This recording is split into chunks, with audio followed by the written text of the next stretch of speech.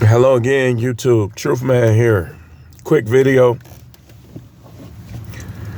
We talking about addiction. We're going to open up this addiction series by talking about people who are addicted to being broke. Like,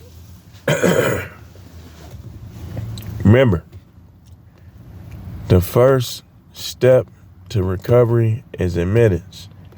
I admit that the ups and downs that I have endured financially, maybe I was addicted to being broke. Because some of the things that I was doing, and I made a decision to kind of change that. My credit score is getting better. I'm getting better. You dig yourself in a hole, and then it's like you got to try to make your way out of it. And like I said, you got to know whether or not you have a problem. And I haven't made a great deal of money since, certain stuff. But I've made enough money to have more than I have. So that's why I say we're going to start this out by talking about people who may be addicted to being broke. And we're going to get into some things and some possible ways that we can tell. Now, again, if you've been working 20, 30, 40 years, then you should have a nice piece of money. It's never too late. Even if you don't retire, you can do like I have a relative that he has more money now in retirement than he had while he was working. That's just proof. And he's in his 70s. He has more money put aside now than he did while he was working. That's why it's never too late. And I would say he's the total opposite of being addicted to being broke. He's like the total opposite. Always has been. Like the way he thinks with money, like you can learn from him about certain things about money.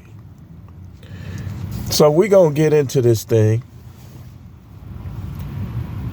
Some people is addicted to being broke. How can we tell? Number one, if you base everything around getting food stamps, you're addicted to being broke.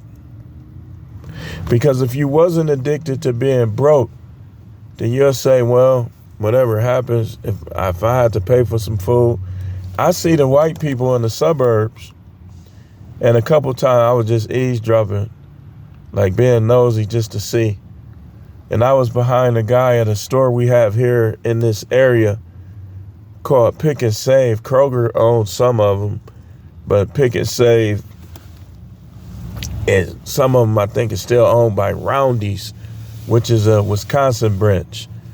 So I'm in there checking out. Guys in front of me had a bunch of stuff. I said, they talking about us. Let's see if he pay cash. I remember his food was $368, right? He pulled out 4 $100 bills and gave it to her. I said, see, I'm telling you, these white folks got it. Some of them, they got it. Yeah, the system kind of leans towards them, but the system is still not flawed to the point where we can't come up in it as blacks.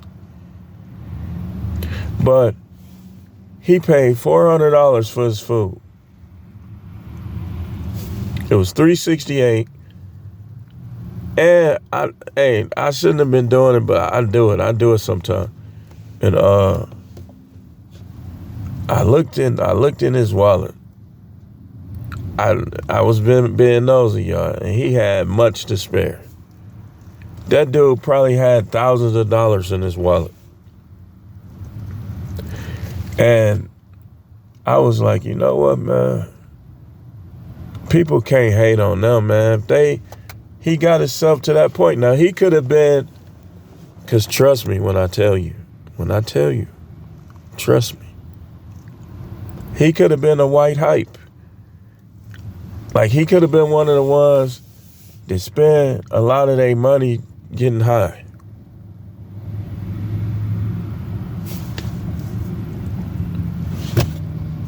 But he wasn't addicted to being broke. That's another way you know you're addicted to being broke. Drug habits. Okay, I'm going to give you a number. If you spending more than $40 a day on getting high,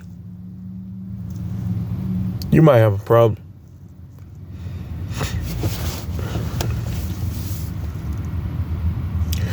Because,